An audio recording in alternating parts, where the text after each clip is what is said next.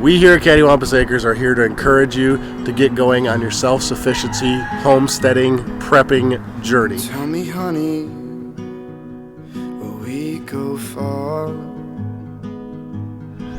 Good morning, everybody. Welcome back to Cattywampus Acres. It's me, Jason. I hope everybody's doing great, and I hope everybody is getting ready for the new year. And that's what we're talking about today. We are talking about getting started with some stuff in the new year. Everybody's always talking about fitness and all these different things when they start a new year, but we're going to talk to you today about start getting into something that will help your family be more self-sufficient in the new year. Good morning, friends. How are you doing?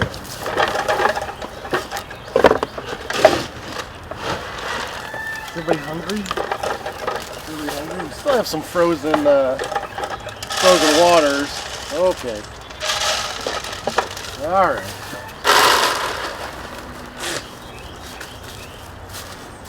Yeah, let us know what it's been like temperature-wise in your area, because we've been having to fill these waters up quite a bit over the last week, but now it's finally, it's not warm, but it's warming up. But the funny thing is, it's in the 40s now, and I still got these massive chunks of ice we got to clear out of these places.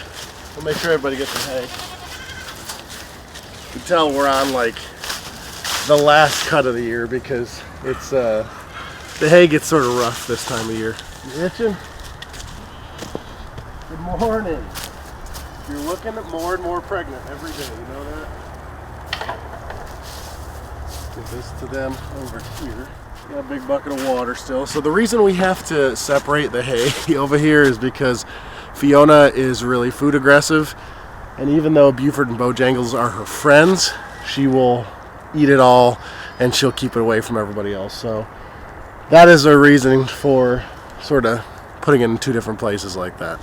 Ellory was already out taking care of some of the chickens for me already and collecting eggs and stuff, because recently the eggs have been freezing and that sucks. But many of the chickens, as you will see soon, have just gotten out of molt. So some of them are just starting to lay again. Good morning, chickens.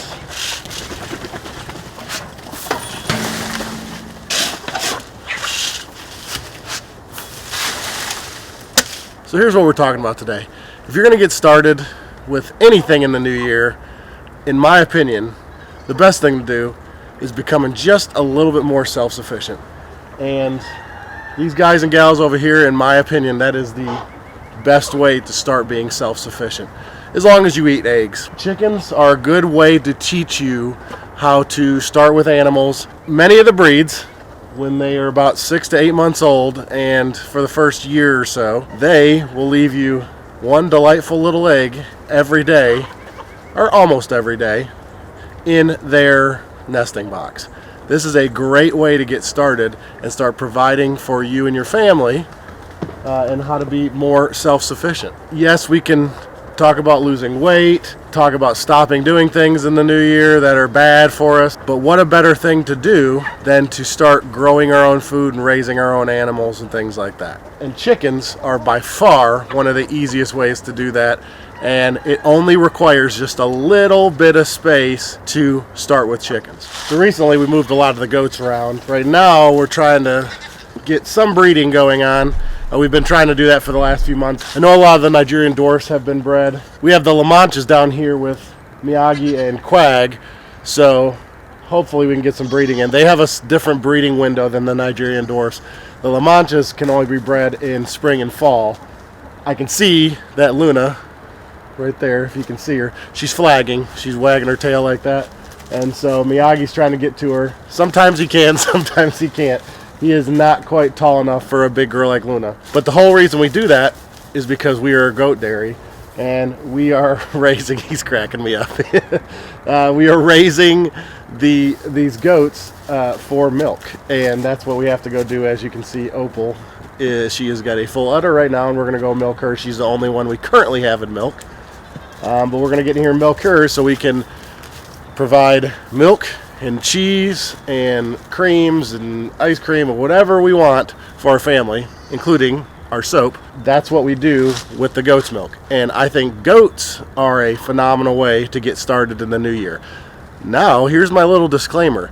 You will not be able to just get a goat and get milk unless you just get lucky with one that's already in milk. Starting in the new year, what you could do is get a couple of does and a buck. You could start breeding goats at that time. And then 5 months from now, if everything works out right, you will then start getting milk. So that's the way it works. And you also get some cute little babies like Miss Charlotte over here. Let's get in here and start milking. Well, if you've been with us for any period of time, you know that Opal here, she is a La Mancha, and she's been in milk for quite a while. She was actually in milk before we got her. The nice thing about La Manchas is La Manchas do have the ability to lactate for up to 5 years. We will never push them that long. But that is something nice about this breed. And we just love them anyways. They're sweet. I will also say this. Opal's milk is exceptional. It's very creamy, high butter fat, and she produces a lot. We love it. It's really, really good tasting milk, good consistency. And if you want to get your gut health in line for the new year, drinking raw goat's milk is a phenomenal way that we've found to do that.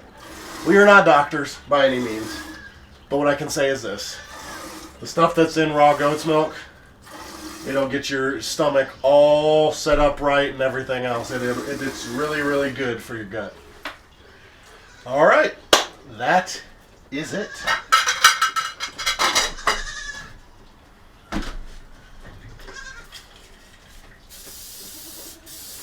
What I've been doing and what works pretty good is, being that these other girls are being bred, I'm going to take this grain here and I'm going to go feed it to the rest of the girls out here, because they also, when they're being bred and when they're breeding, they need more nutrition as well, just like, not as much, but very similar to when they are in milk. Isn't that right, Opal? All right, you're done. You're done. You just take a break. I also make sure they get a decent amount of mineral in here, loose mineral, because that helps them with their whole everything that they do. Little Charlotte, already eagerly waiting. Okay, nope, so you're making it still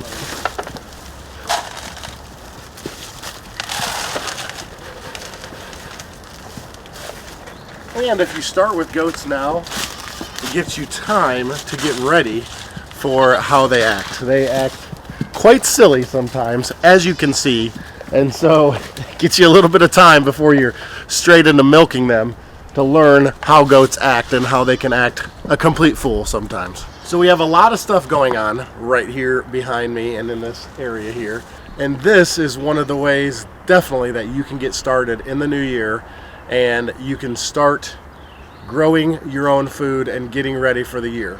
First of all, if you have a shop, you have a garage, someplace that you need to keep whatever it is that you use for preparing for your own food and things like that, you need to get it clean. That's what I'm doing. Mine was a disaster. It's been in different phases of disaster before, and it's been very clean before. We are going to get it very, very clean going into the new year, and probably shoot some videos in there, so stay tuned for that. But ultimately, we got to get this ready because we got a lot of projects coming up in the new year. Behind me, we have to fence this whole yard. I'm not going to tell you why yet. Stay tuned.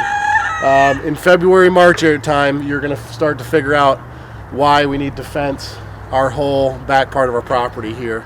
And we're really excited about it. It's going to be a big change here at Cattywampus Acres, and I really hope you follow along, but that's part of the next step of our journey. Our greenhouse. If you haven't watched our greenhouse video, definitely check that out. But this greenhouse was made entirely of old windows, and what we use that for is starting all of our seeds here in the beginning of the year. And right now it's keeping our lemon tree warm. If you have any kind of time to put any kind of thing together that sort of looks like a greenhouse and sort of works like a greenhouse, I recommend doing it, because here in the next couple of weeks we're going to get started with some seeds, and these seeds are going to provide hundreds of pounds of food for our family as we go through this year. This is a big step. This is a little tiny thing that goes towards a big thing in the long run. Start being able to start your seeds in cold weather is a phenomenal way to get started in being more self-sufficient. And then finally, our orchard back here, although it is dormant right now, I'm very, very excited. This orchard should be producing a ton of fruit this year. And this is about our 3rd year with it, and I'm really looking forward to what it has. If you don't have space for an orchard, plant one fruit tree. Pick out your favorite. Actually, there's ways you can graft on different branches onto certain types of fruit trees, and you can have 5 different things on one fruit tree. I'm telling you, I don't know how much you like fruit, but I love fruit, and it is a phenomenal way to do your own fruit with no pesticides and no nonsense on your fruit. And I'll tell you this orchard that's behind me is only about 40 feet by 40 feet. And we have about 15 trees and a whole line of berries in here. So it doesn't take much space. Most residential neighborhoods have enough space to do what we have here. And so that's just something that you're going to have to evaluate for your own time and your own space, what you want to do. But get started now, because fruit trees are not an instant thing, but they will give for years and years and years to come. So I really recommend getting started with at least a couple fruit trees, no matter where you're at. So I want you to remember this. We here at Cattywampus Acres are here to encourage you to get going on your self-sufficiency, homesteading, prepping journey.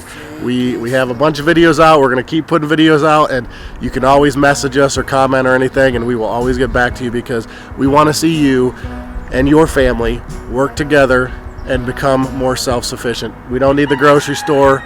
You just need what you can do here, and if you can just do a little bit of your own food, it's going to make a huge difference, and it's going to feel that much more rewarding. So remember what we always say here: when you homestead, you're home fed. We love you guys. We'll see you next time right here at Cattywampus Acres. Yeah, this road is long ahead. Yeah, this road is long ahead. So take it slow.